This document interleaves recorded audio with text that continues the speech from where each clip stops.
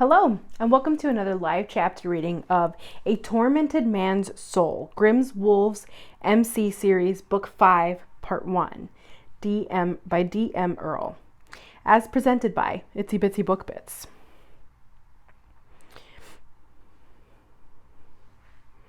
Prologue. Chains, present. Fuck is my ass killing me. Not to mention the knots playing drums all up and down my back that's screaming like a bitch the longer I ride on my bike. It feels like someone kicked me in the goddamn kidneys with a steel-toed boots, for Christ's sake. Damn, these rides are really starting to get to me, and I'm not sure why, because I'm in the best shape of my life. I can bench and lift more than any of the younger brothers and prospects. Not to mention that I'm not that goddamn old to begin with, but here I am, riding, thinking like a first ride prospect bitch. While my mind continues to drift about my old man aches and pains, my bike automatically continues down the road following my brothers. Been on the back of one of these hogs for so long it comes naturally. As my mind plays the video of all the roads I've traveled, I start thinking, at least my bikes and riding on the open road is something that's gone right in my life. Seeing the real life picture of this morning makes my stomach clench. Knew last night when I got there it was a fucking mistake, but no matter how I tried to talk myself out of it, I couldn't go there. I needed to forget for a while, try to get some balance, feel something. Anything, damn it. Not to mention that I wanted to act like my life didn't revolve around only the Grimm Wolves, which in and of itself is a thought that is motherfucking terrifying and alarming. For years I've lived, breathed, and numerous times almost died for my club. Lately though, I think my mind is fucking with me. As I remember all my past actions, they seem to be haunting me more and more each day. I gave up on keeping track of my kill numbers years ago, but recently I feel like I need to be accountable, which is bullshit. How does a 1% MC Enforcer take any responsibility? If that was the case, goddamn clubs would run like a Boy Scout club, for Christ's sake. So my thought was to just be with these two people that my heart needed last night. It was a better place where I wanted to be.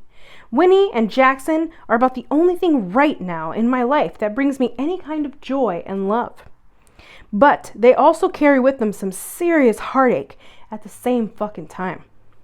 The more I try to pull away from them, the more life and circumstances push us all together. After all these years, you would think I'd be strong enough, but last night, I couldn't fight their pull. Was feeling so fucking lonely and down, so headed over to the house. Totally surprising the fuck out of them both. Kind of pushed my way into their normal evening routine, but as usual, they bounced back. Brought me right in after the shock of me, and we actually had a really good night. Winnie outdid herself with dinner, and Jackson kept it light, as to not step on any of the minefields I have out there constantly when we're together. Only snag was when it was time to hit the hay. I could tell they had no idea how to even bring it up, and I saw this coming, so I beat them to it. When they were both occupied for a minute, I headed up to our bedroom, so there would be no questions to where my mind and body were at. As expected, it was an abso-fucking-lutely fantastic night, which selfishly is what I needed. A hard fucking from my man while making love to our woman in one endless night. Then, of course, I go and blow it, being the bastard asshole that is me. I shit all over both of them and their emotions yet again, knowing words hurt worse than a beatdown, still didn't keep my mouth shut. Can't figure it out, why in all these years that the three of us have been together, I can't get it straight in my head why they even put up with me. I'm a number one jagoff, to say the least. When I dragged myself to my bike, they followed. Winnie literally threw herself into my arms sobbing, while Jackson just glared at me with his usual pissed off look. They wanted the same promises they always wanted, which I can't give them. Not sure I'll ever be able to. And it sucks because I do care. Fuck that, I love them so much. An emotion that shocked me over the years, but I've finally been able to accept. As insane as it seems, each of them fills a part of my black heart. The problem lies in a couple of things. My relationship and work with the Grimm Wolves and my brothers. Never in all the years that I've been patch member of the Grimm Wolves MC have I shared that I'm in a relationship, let alone a polyamorous relationship. Or, as Winnie lovingly calls it, a triad. Just hearing the word in her soft, husky voice in my head brings a grin to my face, and my cock starts hardening in my jeans. Yeah, she's a goof. But the glow in her beautiful face when she says that word with the giggles that follow, damn, right there is a part of Winnie I carry with me in the black hole that most call a heart. Feeling like something is off, I shake my head, literally, to get back into this long-ass ride when I see Beast motioning to an off-ramp up ahead. Son of a bitch either has to use the damn toilet yet again, or is going to run out of gas. His head has been up his ass lately too. Not sure why, because he hasn't shared any of his usual concerns, and I keep getting pissed because I ask and get nothing from him. Fuck, I'm right up his ass as he slows and urgently motions he's getting off, so I give the signal to the brothers behind me, letting them know our new direction. We all head off the highway to the first gas station we can find. Before I even put my kickstand down, Beast is running, and yeah, that's what I mean, running like the crazy idiot asshole he is toward the mini-mart. I glance toward both Brick and Fury, who are grinning like crazy fools. We told the stupid motherfucker last night that the spicy Mexican food he was eating was going to make a rough exit, but he wouldn't listen. Trying to prove to the young motherfucking prospects how tough he is and how he can eat anything, even whatever kind of peppers those were. I think Bullet said habanero or ghost peppers. The idiot fuck. While he shits his brains out, we're sitting, wasting time. Gonna be a long-ass day for sure if this keeps up. Goddamn, never been happier at this moment. Backing my bike into a spot in front of the hotel, that was the longest 500 miles I've done in a while. Well, it was even worse because Beast had to stop every fucking half hour or so to take a goddamn shit. That was until both Doc and Brick forced him to take some Imodium to settle his gut with some Gatorade because he was getting dehydrated. He was getting loopy, which for him is saying a lot. Even with all this bullshit, that jagoff will continue to rip his guts out eating spicy foods. Dumbass never learns. As I swing my leg over the seat, my back instantly cramps up and I almost land back on my bike, face down on my seat. Taking a minute to trying to get my bearings, I don't hear Iron come up behind me until I feel a hand at my lower back. Immediately, I tense up until I hear his voice telling me he's got me. Taking the time I need, knowing my brother has my back, literally, when I feel like my feet are firmly under me, I turn toward him. Thanks, brother. Appreciate it. Back is tightening up a lot lately, probably from all those accidents and beatdowns. Damn it, don't ever get old, Iron. I try to laugh a bit, but the serious look on his face shuts me down. Chains, maybe you need to get checked out or at least talk to Doc about it. Don't let shit go on too long. Then he turns and heads towards the office of the motel we're staying at. Not sure what the fuck he even meant, so ignoring it, I start my way to register and get my room. I actually push my way through the prospects to get ahead of them, as a hot-ass shower and a comfortable bed to lie in for a bit are calling my name for sure. Thank fuck the writing part of this day is over. Finally. Chapter 1. Chains. Present. Damn, the hot water feels like fucking heaven on my sore ass muscles and back. Leaning against the shower wall, I let the water stream down my back. The heat and steam of the water gives me much needed relief to all the aches and pains from that fucking long ass ride. For once, I take a moment to just be and enjoy the quiet. Something I never do being the enforcer for the Grimm Wolves MC. Gotta always be on my toes, making sure our prez is safe. Not to mention, besides watching out for Brick, another part of the job is to take care of any of the wet work needed by our club that has been sanctioned. God, lost count of how many motherfuckers are buried on the land we own way out in the country. Ashes mainly because don't want anything found. If I can help it, no DNA in the ground. No problems later. We got word that the Satan's flaming marauders have been causing havoc all over this area. Since Old Man Mammoth was caught, Beast's brother, Kane, and the remaining assholes of the marauders are on a rampage. One of the friendly clubs we've known for years reached out for some help, which explains why we made the long back-bustin' ride here. The Rhodes Ghost MC has always been a clean club, as far as I can remember. They're more like a writing group than an actual 1% club. They might be involved in small shit here and there, They're a great bunch of guys that we've gotten to know over the years from running into each other at meets and shit. Saying that we ain't stupid. So yeah, there's a bunch of the Grimm Wolves brothers and newbies on this run, but we left some home to watch over our families. Stitch, Bad Dog, Bubba, and some of the prospects too. Can't let our guard down when it comes to Mammoth and Kane. Even though they are Beast's blood family, the Jagoffs are also the top maniacs running that chaotic and insane club of theirs. Even with Mammoth, who technically would be spending the rest of his life in jail for what he did to Beast's mother, Odina.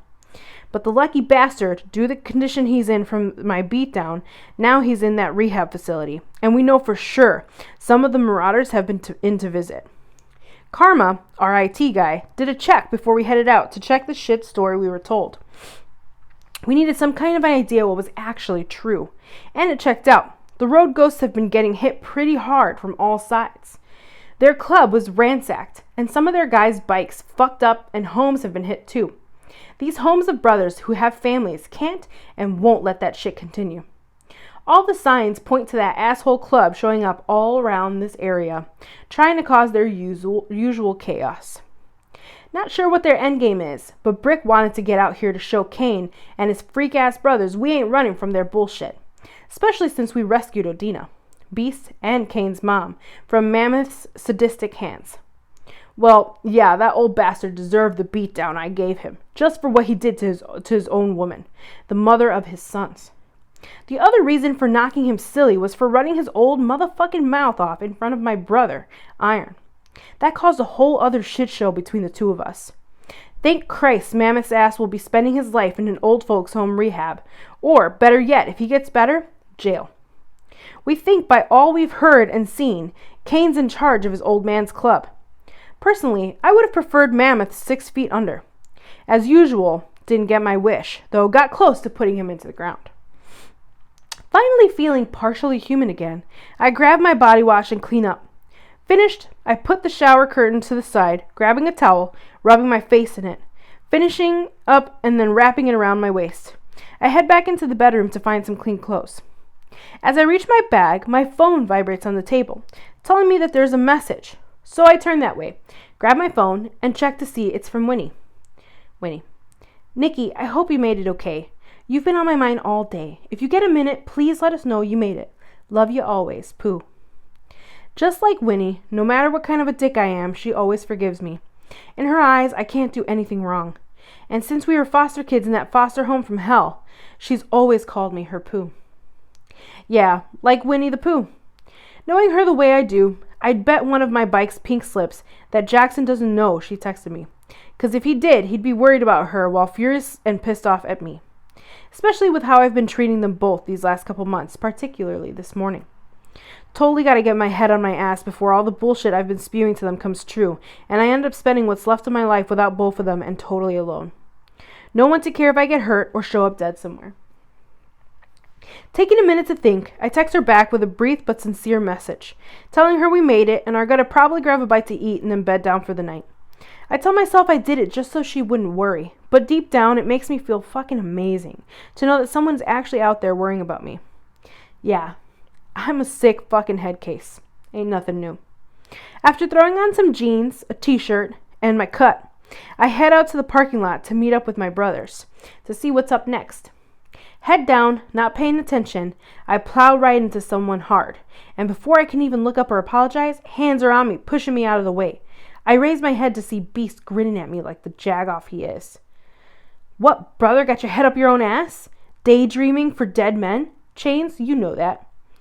Gotta stay sharp. That's what our bossy asshole club enforcer is always preaching. Ain't that right, Chains?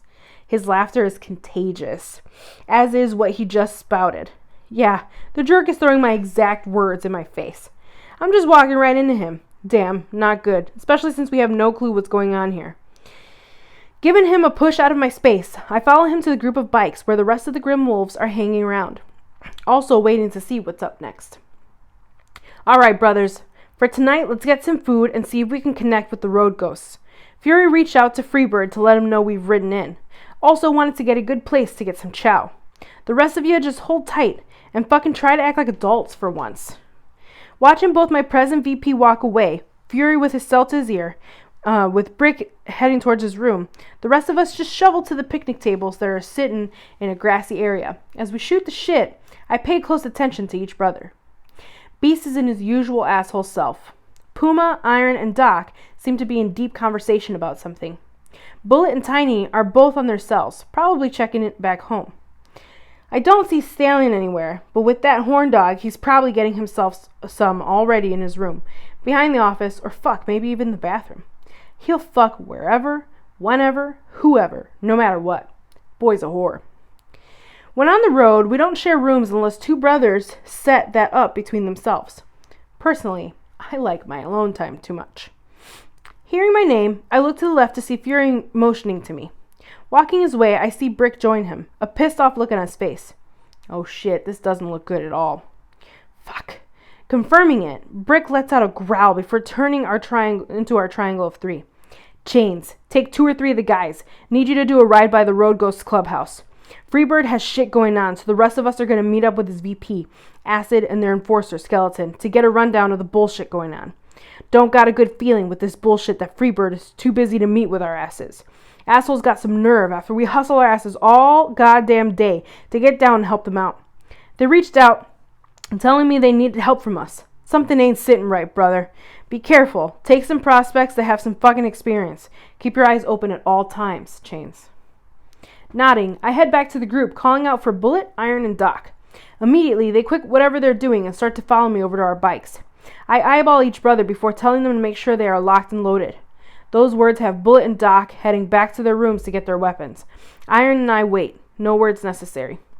Seems like this night took a dark goddamn turn, and we still have no idea what the fuck's going on. My gut tells me this bullshit is gonna get bad fast. I think that 'cause Brick and Freebird go way back, and for that dick of a president being too busy to meet up, puts the hair on the back of my neck standing up. Once the prospects are back, I explain what our prez wants, then watch them get their shit together. Again, check with each of them to make sure they have enough firepower, 'cause we ain't got any idea what we're going to be stepping into. We mount up, taking an alternate route to check on the Road Ghost Clubhouse. Need to get a damn clue to what the motherfuck is going on. As usual, my inner dick tells me that when you stick your neck out to help others, in the end, you fuck yourself. Alright, and that's all for tonight. Hope you enjoyed the chapter reading.